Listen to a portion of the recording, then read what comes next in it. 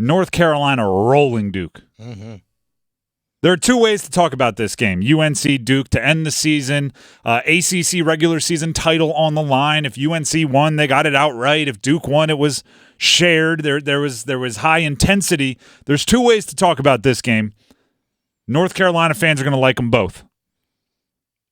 The one way to talk about it is Duke fans went over the top. They threw things, and Kyle Filipowski tripped Harrison Ingram.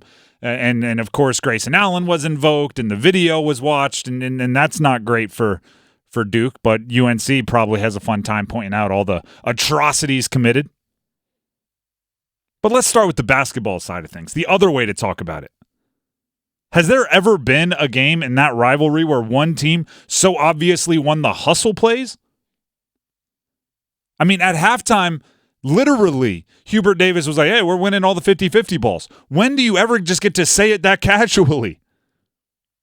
There was one, and ironically, it actually ended up with a Kyle Filipowski 3. So it was like a great play for North Carolina disguised as a great play for Duke. But Jared McCain was just kind of making his way over to pick up a loose ball.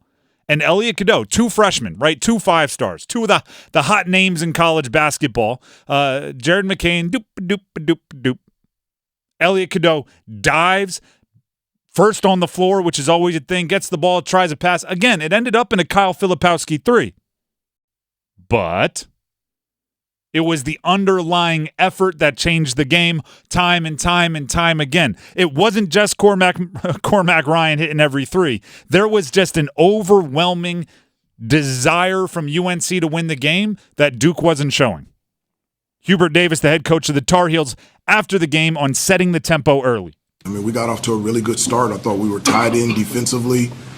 I thought, obviously, we were making shots, but I really liked our pace.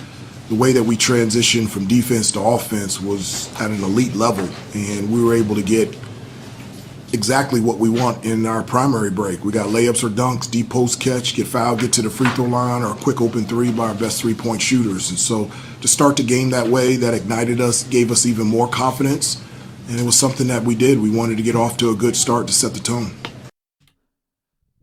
That's a game I would talk trash about if I were North Carolina. That's the game I would talk trash about. There's going to be games, if you like, they played, it was the 50th time they played as top 10 opponents, where both were in the top 10. Guess what it is now after the win by UNC? Tell me. 25-25. 25-25. Of course. It's got to be that, right? 25-25. There's going to be games where the other team hits shots. There's going to be games where the other team, just makes more plays, right? In football, great defense, better offense. I would talk so much trash about the game you out-hustled the other team. That's a choice, right? Every coach will tell you that's a choice. Control what you can control. North Carolina, all of the things they could control, they won. And then they rubbed it in the face of the crazies. I'm fine with it. You want to talk trash? You want to say too small? You want to shush the crowd? To the winner goes the spoils. Mm-hmm. You went into opponent's territory and took it to them? Take it to them. Cormac Ryan. Really? Cormac Ryan is going to be one of those. It's actually this became less of a deal because Nick Foles went on to win the Super Bowl with the Eagles.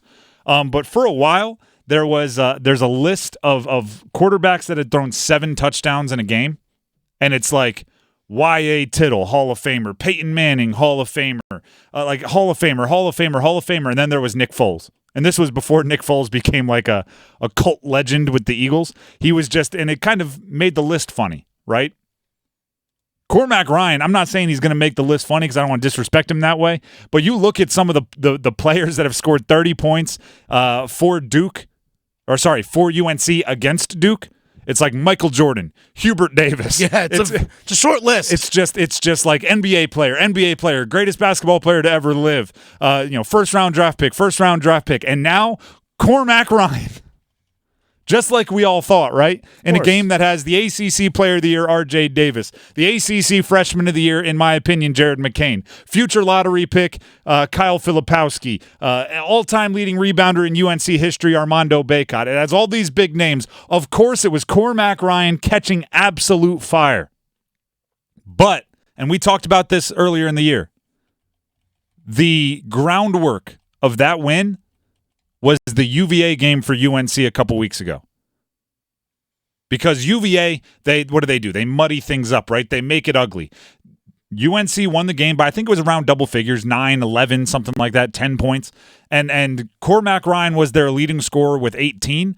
And what I loved about it was RJ Davis and Armando Bacot let him do his thing, right? There wasn't that, it was like, all right, if you're the dude, you're the dude. If it's your day, if you're hot from three, you're hot from three. And in that game, he hit 6 threes. Fast forward to the game against Duke, everybody was very comfortable going, hey, Cormac's feeling it. Let's get him the ball. That UVA game was paying dividends, and it's nice to know you can look to your fourth, your fifth best scorer to lead the team on nights when he's feeling it. They can beat Duke with their fourth scorer and not their A game. I don't think that was the best game we've seen UNC play in a long time. They were darn near dominant for large portions. There was that one little stretch in the second half where Duke got it back, but then they went on a 7-0 run and reestablished themselves.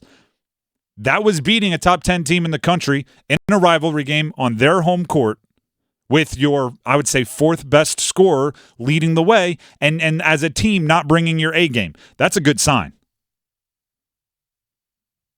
That's a good sign. And then, anytime you make your opposing rival coach apologize to his fans as he's walking off the court, that's got to make you smile a little bit, right? Just a little bit. That's got to make you smile a little bit.